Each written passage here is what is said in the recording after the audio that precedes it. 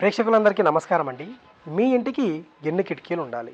అంటే ఇప్పట్లో చాలామంది కూడా అన్ని కిటికీలు ఎందుకు, ఎన్ని కిటికీలు ఎందుకు, కిటికీల వల్ల ఏమి ఉపయోగం అని చెప్పి చాలామంది కూడా చెప్తూ ఉంటారు.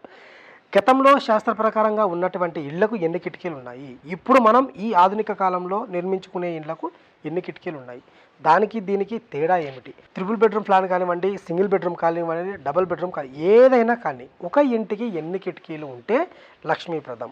ఈ వీడియో చూడండి, తెలుసుకోండి. నమస్తే వాస్తు పురుషాయ భూషయ్యాభిరత్ ప్రభో మద్గృహం ధన ధాన్యాది సమృద్ధం కురు సర్వదా. ప్రేక్షకులందరికీ నమస్కారం అండి. ఒక ఇంటికి ఎన్ని కిటికీలు ఉండాలి? చాలామంది కూడా సరి సంఖ్య, బేసి సంఖ్య అని చెప్పి మనం కడుతూ ఉంటాం. ఓకే, సరి సంఖ్యలో ఉండాలి, బేసి సంఖ్యలో ఉండకూడదు. అసలు మనం ఈ రోజుల్లో ఎన్ని కిటికీలు అనేది పెట్టుకుంటున్నాం? శాస్త్ర ప్రకారంగా ఉంటే ఎన్ని కిటికీలు వస్తాయి? శాస్త్ర ప్రకారంగా గృహం నిర్మించుకోకపోతే ఎన్ని కిటికీలు వస్తాయి? దానివల్ల దీనివల్ల తేడా అనేది ఏముంటుంది చూడండి.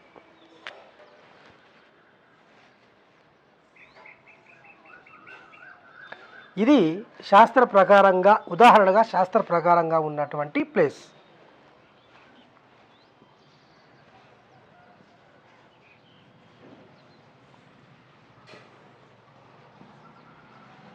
తూర్పు, పడమర, ఉత్తరం, దక్షిణం. అంటే మీకు అర్థం కావడానికి ఇది ఒక ఎగ్జాంపుల్ ప్లాన్ అండి. ఈ తూర్పు ఫేసింగే అనుకుందాం ఉదాహరణగా. నేను ఇది ఎందుకు గీశానంటే, మనకు పురాతన కాలంలో కానీ అంటే ఒక 50 నుంచి 70, 100 సంవత్సరాల క్రితం తీసుకుంటే మ్యాక్సిమం 99% చతురస్రాకారంగా మాత్రమే మనకు ప్లేసెస్ అనేవి ఉండవి. ఇప్పుడు ఈ రియల్ ఎస్టేట్ సంస్థ పెరిగింది. ఈ రియల్ ఎస్టేట్ పెరగడం వల్ల, ఈ రియల్ ఎస్టేట్ ఎప్పుడైతే ముందరికి వచ్చిందో అప్పటి నుంచి చతురస్రాకారంగా ఉన్నటువంటి ప్లాట్స్ కాస్త దీర్ఘ చతురస్రాకారంగా అయ్యాయి. ఇప్పట్లో అయితే ఇంకా ఘోరంగా ఉన్నాయి. 10 ఫీట్లు, 12 ఫీట్లు రోడ్ ఫేసింగ్, 10 ఫీట్లు, 12 ఫీట్లు ఉన్నటువంటి గృహాలు, 10 ఫీట్లు, 12 ఫీట్లు ఉన్నటువంటి స్థలాలు చాలా కష్టంగా ఒక ప్లాన్ అనేది డిజైన్ చేయడం జరుగుతుంది. అది ఎంతో ఆలోచించి ఇస్తే తప్ప దాంట్లో శాస్త్ర ప్రకారంగా ప్లాన్ అనేది సెట్ కాదు. అయినా కూడా కొన్ని నియమాలు మనం కాంప్రమైజ్ కావాల్సిందే, వేరే ఆప్షన్ లేదు. తర్వాత ఫస్ట్ దీర్ఘ చతురస్రాకారంగా ఉన్నటువంటి ప్లాన్, చతురస్రం, దీర్ఘ చతురస్రం, ఈ రెండింటికి తేడా ఏమిటి అనేది చూడండి. దీంట్లో మనం ఎలా అయినా కూడా గృహాన్ని నిర్మించుకోవచ్చు. చుట్టూ కూడా పిశాచ భాగం అనేది వదులుకోవచ్చు. తర్వాత ఈస్ట్లో ఒక గేటు, పూర్ణబాహు ప్రవేశం అనుకుందాం. ఉచ్చంగా రాకుండా కూడా పూర్ణబాహు ప్రవేశం ద్వారా మనం ఇంట్లోకి ప్రవేశిస్తాం అనుకుందాం. శాస్త్ర ప్రకారంగా ఉన్నటువంటి దాంట్లో అయితే యాక్యురేట్గా మనకు ఉచ్చంగ ప్రవేశమే తీసుకుంటారు. మీకు అర్థం కావడానికి ఒక మెయిన్ డోర్ అనేది తీసుకున్నాం. శాస్త్ర ప్రకారంగా నిర్మించినటువంటి గృహానికి ఎప్పుడూ కూడా 2 కిటికీలు అనేది ఖచ్చితంగా పాటిస్తాం కూడా. తర్వాత ఒక బెడ్రూమ్ అనేది తీసుకుందాం.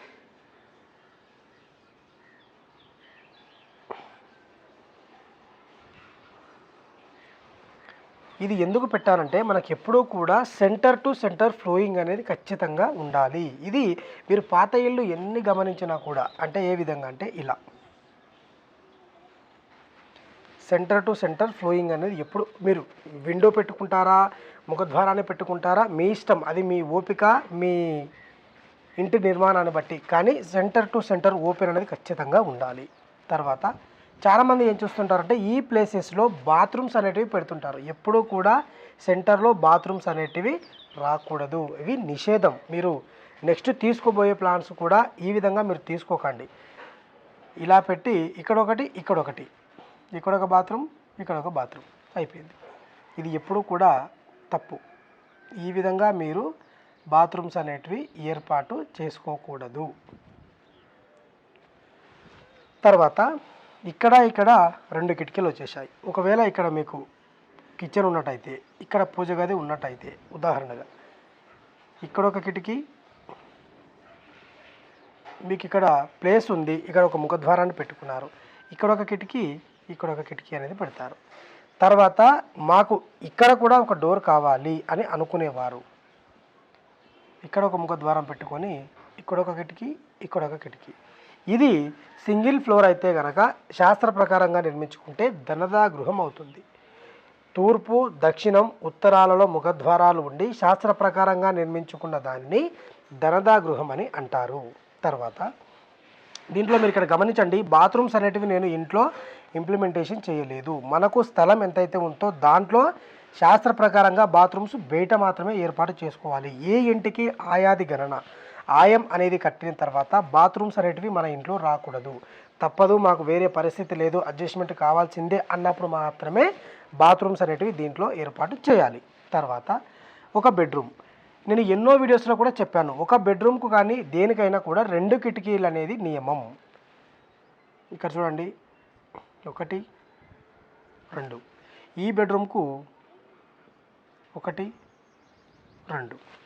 ఇప్పుడు ఈ ఇంటికి ఎన్ని కిటికీలు అయ్యాయి చూడండి. ముఖద్వారానికి అటు ఇటు 2, ఈ ముఖద్వారానికి అటు ఇటు 2, ఈ ముఖద్వారానికి అటు ఇటు 2, ఎన్ని 6 కిటికీలు అయ్యాయి. ఇవి 6, ఇవి 4, మొత్తం 10 కిటికీలు అయ్యాయి.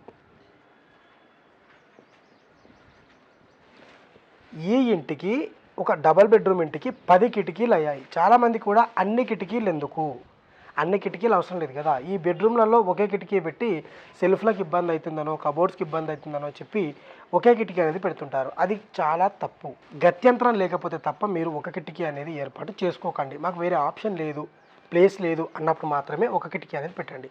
ఇక్కడ చూడండి, ఈ ఇంటికి 10 కిటికీలు ఉన్నప్పుడు ఈ ఇంట్లో ఎలాంటి ఆరోగ్య సమస్యలు, అంటే వాళ్ళకు అదృష్టం బాగాలేకపోతే మనం ఏం చేయలేం, కానీ మ్యాక్సిమం 99% ఆరోగ్య సమస్యలు అనేటివి రావు. గాలి వెలుతురు ధారాళంగా ఈ ఇంట్లో ప్రసరిస్తుంది. తర్వాత ఈ ఇంట్లో ముఖ్యమైనటువంటి విషయం ఏంటంటే బ్రహ్మస్థానం అనేది ఓపెన్ చేయడం జరిగింది. అంటే open to sky, slab open చేసుకున్నా పర్వాలేదు, ఇంట్లో బ్రహ్మస్థానాన్ని ఖాళీగా ఉంచినా పర్వాలేదు, ఆ ఇల్లు సుఖవంతంగా ఉంటుంది.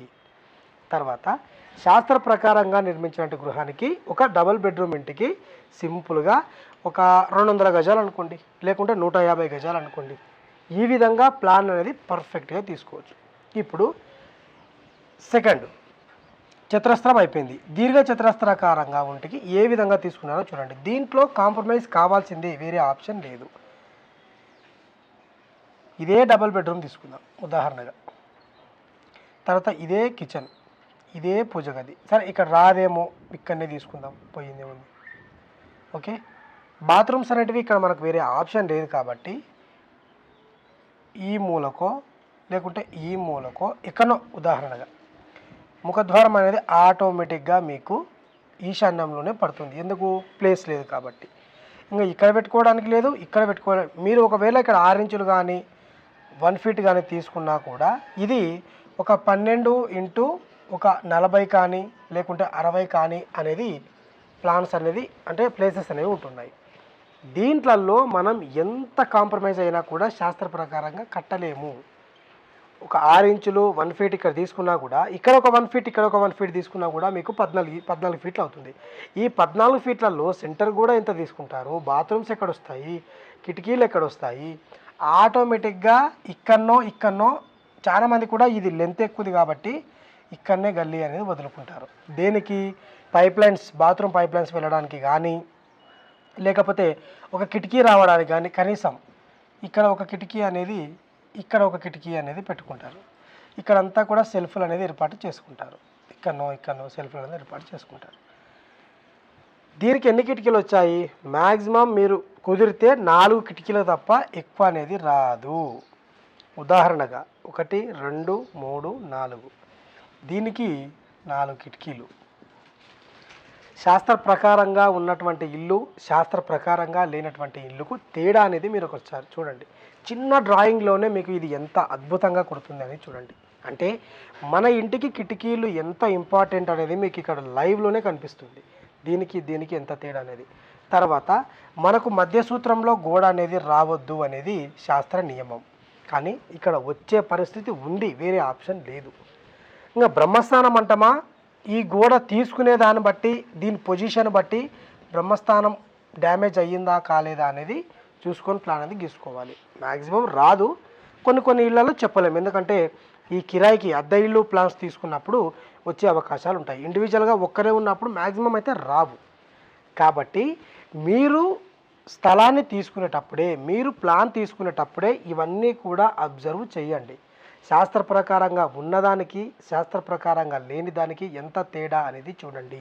మీ ఇంటికి కిటికీలు అంటే ఒక్క రూమ్కు 2 కిటికీల చొప్పున, ముఖద్వారానికి అటు ఇటు 2 కిటికీలు ఇవి తీసేసి డబల్ బెడ్రూమ్ తీసుకున్నారా, ట్రిపుల్ బెడ్రూమ్ తీసుకున్నారా, సింగిల్ బెడ్రూమ్ తీసుకున్నారా, సెకండరీ ఒక కిటికీ అనేది ఎప్పుడు కూడా పెట్టకూడదు. ఒక రూమ్కు 2 కిటికీల చొప్పున ఎన్ని కిటికీలు ఉంటే అంత లక్ష్మీప్రదం, గాలి వెలుతురుకు ఆటంకం కలగకుండా. తర్వాత మీకు వీలైతే కిటికీల పైన వెంటిలేటర్స్ అనేది ఏర్పాటు చేయండి, ఇంకా చాలా బాగుంటుంది. ఒకవేళ మాకు కుదరలేదు 2 పెట్టడానికి కనీసం ఒక్కటైనా, కొంతమంది ఏం చేస్తారంటే ఆ ఒక్కటి కూడా పెట్టరు. మీకు వీలైతే 2 కిటికీలపై 2 వెంటిలేటర్లు పెట్టే ప్రయత్నం చేయండి. లేదండి మాకు వేరే ఆప్షన్ లేదు అంటే కనీసం ఒక్కటైనా పెట్టే అవకాశాన్ని తీసుకొని పెట్టండి. మీరు ఈ విధంగా మీ ఇంటికి కిటికీలు అనేది ఏర్పాటు చేసుకుంటే చాలా బాగుంటుంది. అంతే తప్ప కకృతి పడో లేకుంటే ఎవరో బయటి వాళ్ళు వచ్చి చెప్పారనో అన్ని కిటికీలు ఎందుకు, ఇన్ని కిటికీలు ఎందుకు, ఇవాళ రేపు ఏమైపోయిందంటే మనం ఒక ఐడియా ప్లాన్తో ఉంటాము, బయటి వాళ్ళు వచ్చి ఆ ప్లాన్ అనేది చెడగొడుతూ ఉంటారు. అన్ని కిటికీలు ఎందుకు, మా ఇంటికి మేము పెట్టలేదు కదా, అన్ని కిటికీలు అవసరం లేదు, ఎవరు చెప్పారు మీకు, ఈ కాలంలో ఎవరు పెడుతున్నారు అన్ని కిటికీలు, పని లేక పెడుతున్నారు, మీకు డబ్బులు ఎక్కువ పెడుతున్నారు, మన మైండ్ అనేది తింటూ ఉంటారు. ఫస్ట్ మీరు ప్లాన్ తీసుకున్నప్పుడే ఇవన్నీ కూడా ఒక పేపర్పై రాసుకొని లేకుంటే ఒక ప్లాన్ అనేది తీయించుకున్న తర్వాత దాన్ని లామినేషన్ చేయించి పెట్టుకొని కాంప్రమైజ్ కాకూడదు ఈ ప్లాన్లో అనేది ఇక్కడ రాయండి. ఇక్కడ రాసి దీని మొత్తాన్ని కూడా లామినేషన్ అనేది చేయించుకోండి. ఎవరు వచ్చి చెప్పినా కూడా ఫస్ట్ దీన్ని చదువుతారు వాళ్ళు. దీంట్లో ఎలాంటి మార్పులు చేర్పులు చేయకూడదు, దీంట్లో ఎవరి సలహాలు సూచనలు మేము తీసుకోరాదు, మాకు ఒక ఇంజనీర్ లేకుంటే ఒక మేస్త్రి వీళ్ళపై నమ్మకం ఉండి మేము ప్లాన్ అనేది తీసుకున్నాము, ఇల్లు అనేది కట్టుకుంటున్నాము అనేది మీరు ఒక దానిపై రాసుకోండి. ఎవరు ఎన్ని చెప్పినా కూడా ప్లాన్ అనేది మీరు ఏ విధంగా అయితే డిజైన్ చేసుకున్నారో దాని ప్రకారంగా మాత్రమే మీరు ప్లాన్ అనేది తీసుకోండి, గృహాన్ని నిర్మించుకోండి. కాబట్టి మీరు స్థలాన్ని తీసుకునేటప్పుడు కూడా దీనికి ఎంత తేడా ఉన్నది చూడండి. స్థలాన్ని తీసుకునేటప్పుడు కూడా ఇవన్నీ చూసుకొని ఒక ప్లేస్ అనేది తీసుకోండి. ఈరోజు చెప్పిన వీడియో మీ అందరికీ అర్థమైందని నేను అనుకుంటున్నాను. ఒక ఇంటికి ఎన్ని కిటికీలు ఉండాలి, ఎన్ని కిటికీలు ఉంటే మంచిది అనేది మీరు ఈరోజు తెలుసుకున్నారు అని నేను భావిస్తున్నాను. మరొక వీడియోతో మళ్ళీ కలుద్దాం.